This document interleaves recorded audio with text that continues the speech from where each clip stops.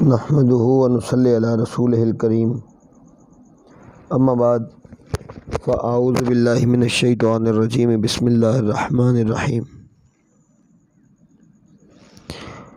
عزیز دوستو، السلام علیکم ورحمۃ اللہ وبرکاتہ۔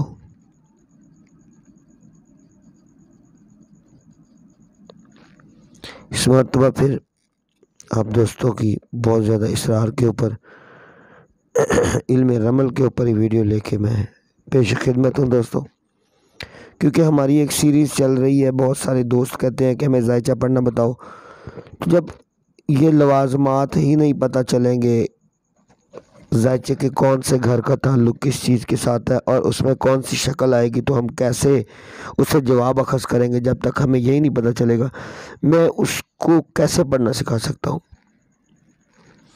ایک آدھا کوئی مثالی ذائچے کی ایک آدھی میں ویڈیو اپلوڈ کر دوں گا، لیکن اس ویڈیو کے اندر یا کسی بھی اس طرح کی دوسری ویڈیو کے اندر میں ذائچہ بنا کے اس کو پڑھنا سکھا کے وقت ضائع نہیں کروں گا آپ لوگوں کا۔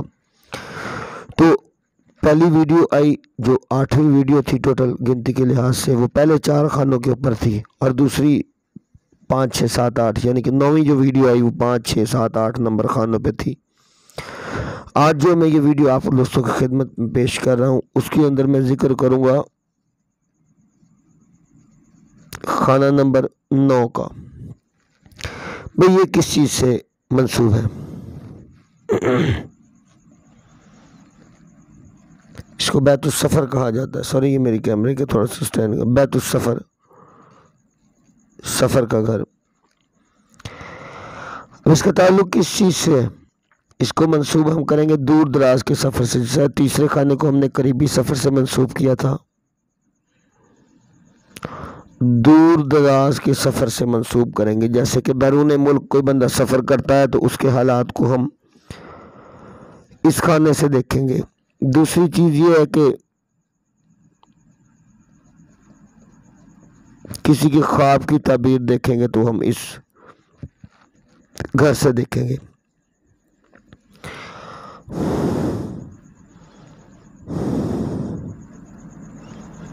زہد و تقوی، نماز، روزہ، حج، زیارتیں وغیرہ، اگر کوئی 7 زیارتیں ہیں کسی اولیاء اللہ کے درگاہوں کی یا کسی بھی جگہ کی، تو وہ اس خانے سے دیکھیں گے۔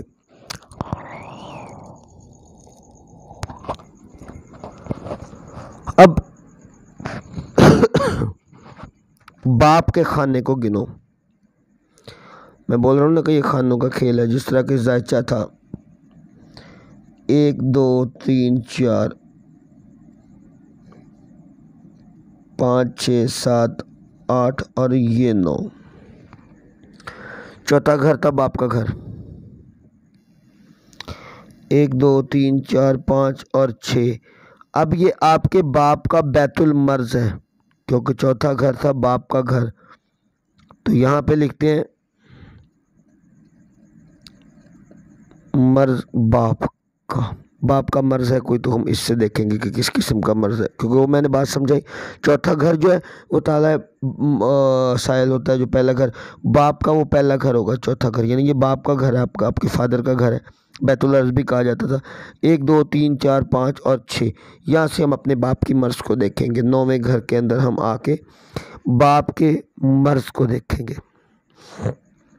سفر کی نحوستیں اور سفر کی برکتیں بھی اسی گھر سے دیکھیں گے، اور حاضرات،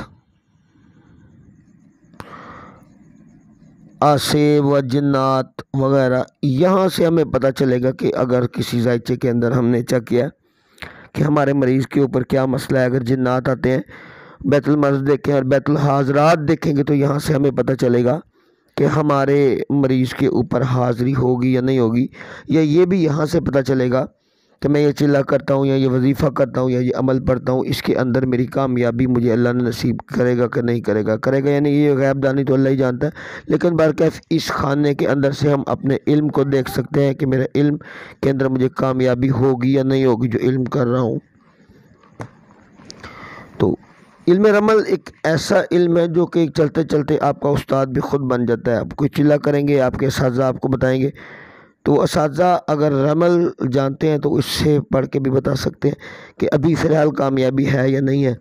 باقی ایک اندازے کے مطابق یہ چیزیں میں آپ کو بتا رہا ہوں۔ اندازے سے مراد یہ نہیں ہے کہ اب مطلب میں ایک ہنٹس دے رہا ہوں اس کے اوپر، جب ہم ریئل ذائچے پڑھیں گے، جب ہم میدان جنگ میں یعنی کہ پریکٹیکل لائف کے اندر ہم قدم رکھیں گے تو اس کے بعد ہمیں پتہ چلے گا، جب ہم اپنے مریضوں کے اوپر سب کریں گے تو یہ آہستہ آہستہ کرتے کرتے خود ہی انشاءاللہ العزیز اللہ پاک اس کو بھی جاری فرما دے گا۔ ہمارے تمام دوستوں پہ اس علم کا ایک سرچشمہ ہے، ایک نبی کے اوپر یہ نازل ہوا ہے، اللہ پاک انشاءاللہ اس سے فیض و برکات ہمیں جاری فرما دے گا۔ اللہ پاک ہم سب کو کامیابی عطا فرمائے۔ اب آگے چلتے ہیں۔ یار یہ کیمرہ تھوڑا پیچھے ہٹ گیا، ایک منٹ۔ خانہ نمبر 10۔ خانہ نمبر 10 کو بیت الرزق کہا جاتا ہے، یعنی کہ اس سے ہم کیا چیز دیکھیں گے؟ اس سے ہم اپنے مال کی نفع نقصان، یعنی کہ اگر ہم کیسے قرض لینا ہے وہ ملے گا کہ نہیں۔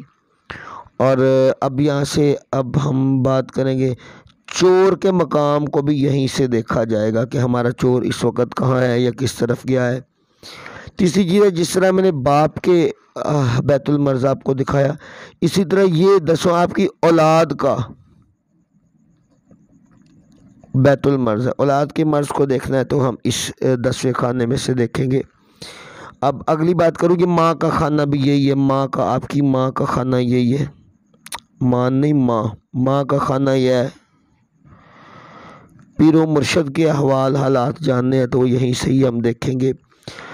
اب آگے ہم اگر چلتے ہیں کہ ہم اپنی بیوی کے مکان کو دیکھنا ہے تو وہ اس سے دیکھیں گے، کیونکہ بیوی کا چوتھا گھر یہ پڑ رہا ہے۔ اور اب اسی طرح آگے بہت سارے ایسے معاملات ہیں جن میں ہم اب جو بیان نہیں کر سکتے کہ اب ہر چیز ایک دم بیان نہیں ہو سکتی، ہر چیز ذہن میں نہیں ہوتی۔ اب علاج جو ہے کسی مریض کا اس کو اس سے دیکھیں گے۔ اچھا، اپنے استاد کے گھر کو اس سے دیکھیں گے، استاد کے مطلب معاملات، جاہو مرتبے کو اس 10 نمبر گھر سے دیکھیں گے۔ وہ ساری چیزیں میں لکھ نہیں رہا، لیکن انشاءاللہ جیسے جیسے میری ویڈیو آپ دیکھتے جائیں گے چیزیں آپ کے اوپر کھلتی جائیں گی اللہ نے چاہا تو۔ اب چلتے ہیں خانہ نمبر 11 پر۔ خانہ نمبر 11 کن چیزوں سے منسوب ہے؟ میرا سٹینڈ میں کوئی فالٹ آ گیا ہے، اس سے مجھے ویڈیو بنانے میں کچھ تھوڑی سی تنگی ہوتی ہے۔ بڑی معذرت چاہوں گا میں اپنے دوستوں سے کہ مجھے اس میں کچھ تنگی ہوتی ہے۔ ہاں سوری، ابھی اوپر میں بات کر رہا تھا، یہ حال احوال تو سارے بتا دیے۔ 10 نمبر جو خانہ ہے اس کا ستارہ زحل ہے، برج جدی کا یہ مطلب اندر جاتا ہے۔ اب ہم 11 نمبر خانے کے اوپر چلتے ہیں، اس کو ہم بیت الامید کہیں گے۔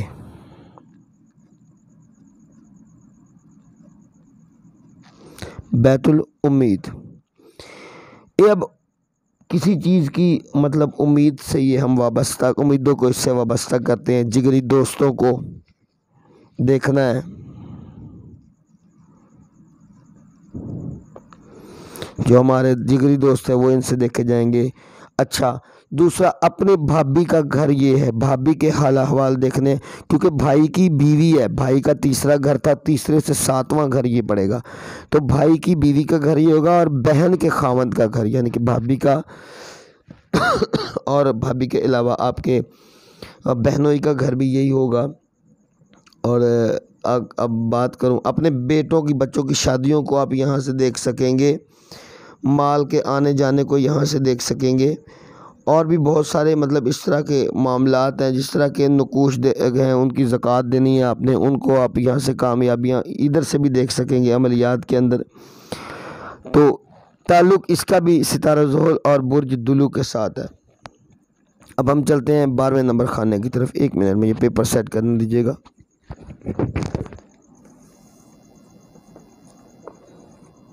یہ ایک سکیچ بنایا تھا نا تاکہ خانوں کی گنتی آپ کو سمجھ آ سکے۔ خانہ نمبر 12 کے بعد یہ ویڈیو میں میوٹ کروں گا، کیونکہ اس کی ریزن یہ ہے کہ 4 خانوں کے اوپر ہی ہم چلیں تو اچھی بات ہے۔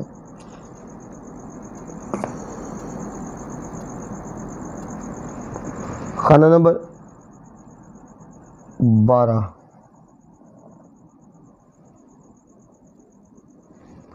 اب یہ 12 نمبر خانہ کس چیز سے مرید ہے؟ اس کو ہم بیت الاعداء کہیں گے۔ اعداء مطلب دشمنوں کا گھر،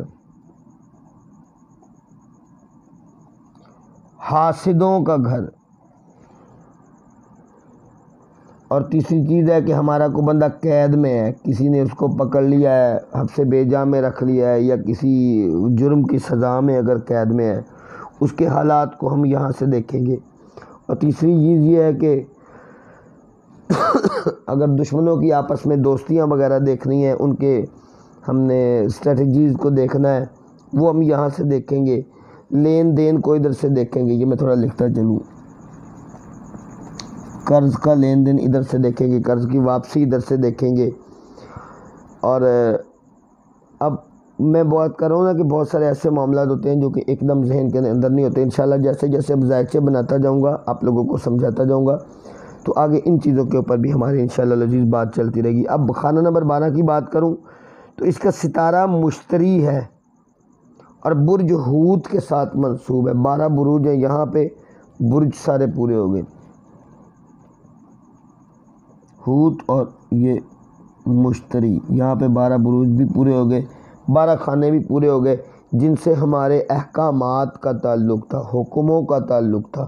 آگے جو 13، 14 اور 15 اور 16 یہ 4 خانے ہیں عزیز دوستو، یہ گواہ خانے ہوتے ہیں، میں نے پہلے بھی بتایا۔ نیکسٹ ویڈیو کے اندر انشاءاللہ العزیز اب ان کا ذکر کریں گے۔ اللہ ہم سب کا حامی و ناصر ہے۔ وآخر دعوانا ان الحمدللہ رب العالمین۔